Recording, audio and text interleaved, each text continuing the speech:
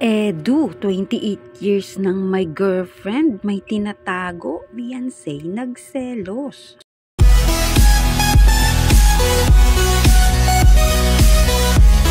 May tinatago nga ba ito ngang si Kalingap Edu dito kay Beyonce? Sino nga ba ang 28 years niya ng girlfriend? Totoo nga ba ito? Tara, alamin natin. Kamusta po mga kalingap? Muling nagbabalik ang inyong lingkod mini vlog, naghahatid ng update patungkol sa mga kalingap. Kung bago ka pa lang sa aking channel, mag-subscribe na at huwag kalimutang mag-like para lagi kayong updated sa aking mga videos. Tapusin po muna natin ang video bago po tayo magkomento. Patuloy po natin din na suportahan ang founder po ng Kalingap na si Kuya Val Santos at Kalingap Rob. Dahil alam naman natin na madaming natutulungan sila ng mga kababayan natin. Araw-araw po natin na suportahan at panoorin ang kanilang mga videos. At dito nga tayo mga kalingap sa pinaka-topic natin, Edu, mayroon nga bang girlfriend? May tinatago nga ba ito? Beyonce nagselos.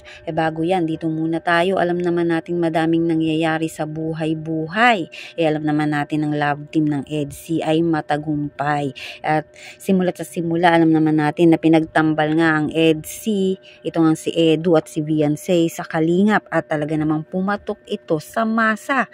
Talaga namang sinuportahan at hanggang ngayon ay click sila sa kanila nga pong love team. Ang tanong ng lahat sa kanila, sila na nga ba? Siyempre, maraming ang naging ka-love team itong si Kalingap Edu. Alam naman natin yan, hindi lang si Beyonce.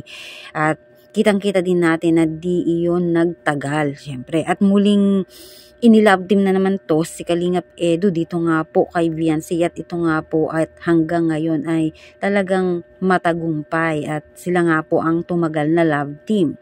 Kaya nga magkakakilanlan na rin talaga sila ng kanilang mga uga-ugali, magiging close, na talagang mag-a-adjust sa bawat isa. At yun nga, kung totoo nga bang nagkaroon ba sila ng feelings sa isa't isa. At yan nga yung aalamin natin. Alam naman natin, oo, yung iba talagang nagkakatuluyan bilang love team, ang iba ay hindi. Talagang ganyan ang nangyayari pag sa love team, hindi natin masasabi. Pero dito kay Beyonce, alam naman natin na sila ay good silang dalawa. Okay sila sa kanilang love team. Ito nga ang sinabi ng ibang viewers na love team lang ba? Hindi naman talaga magiging sila. Yung iba naman is sila na lang, at nangyayari din naman talaga yan sa ibang love team minsan.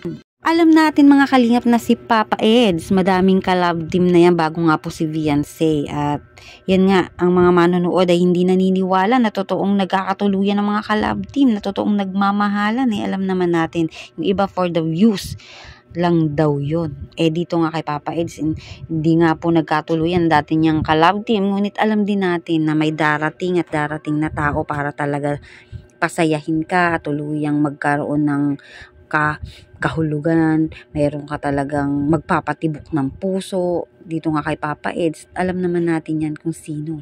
Si Beyonce yun, syempre mga kalingap.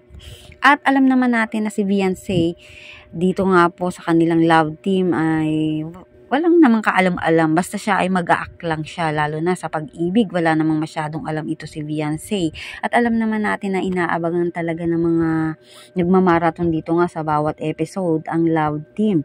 Alam naman natin na talagang ginagawa nilang dalawa ang lahat para mapakilig ang mga nagmamarathon, ng mga viewers. Kaya naman talagang dalang-dala ang mga tao na mga nanonood dito nga sa love team ng EDC. Kaya naman, ang tanong ko sa mga solid supporters natin dyan, diba? Kaya ni Papa Eds, kaya makuha ang puso nito ni Beyonce, diba mga kalingap? Kumbaga talaga bang love team lang ba sila? Diba niya kayang kuhanin yung nararamdaman ni Beyonce? Dahil ang iba nga, for the content lang naman daw, kasi love team sila.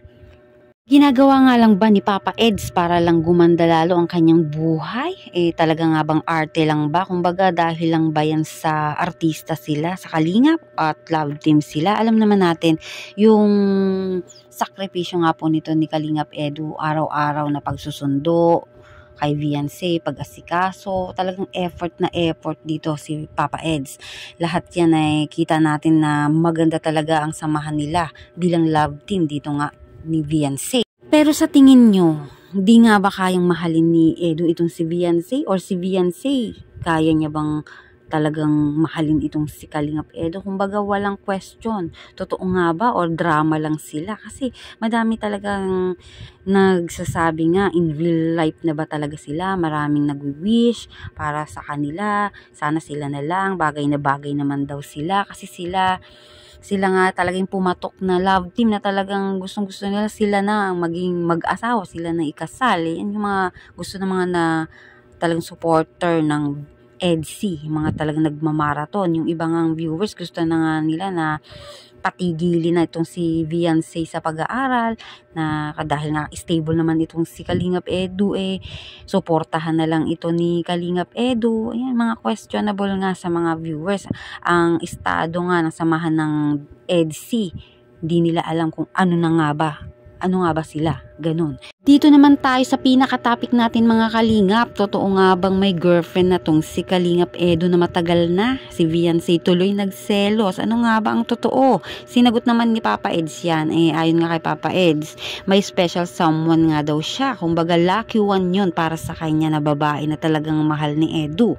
Kaya nga siguro ang tanong ng iba, bakit di nagagawa ni Papa Eds ng paraan na makuha itong si Viancy? At isa pa, si Edu daw ay naedad na, kung nais niya ngang mag-asawa na, bakit di niya pa pakasalan si Viancy? Hindi niya ba kayang i-handle itong si Viancy? Pwedeng-pwede naman niyang pakasalan si Viancy, pag-aralin. Alam naman natin handang-handa na itong si Papa Eds kahit nasuportahan niya itong si Viancy, di ba mga kalingap?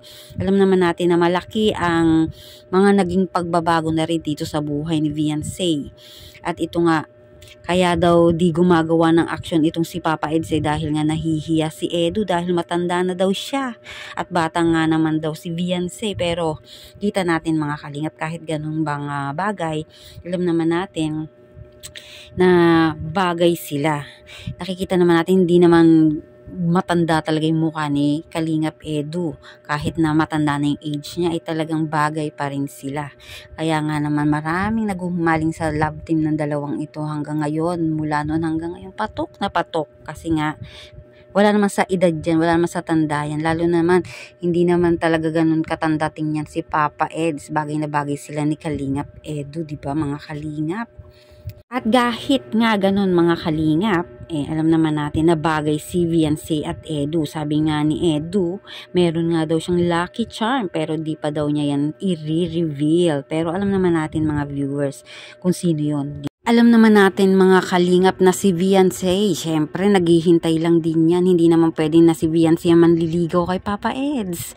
Sa ngayon, di pa nga po i-reveal ni Papa Eds yan kung sino nga ba yung mahal niyang yon at lucky charm niya. Dahil alam naman natin na si Kalingap Edu sa ngayon ay talagang nakafocus siya doon nga po sa pagtulong niya sa kanyang mga magulang din, sa pamilya niya, at yan nga po sa pinapagawa niyang bahay. Malay mo, sa susunod, sa papagawa ng bahay sa kanila na ni Viancy, di ba mga kalingap? Kaya abangan natin yan.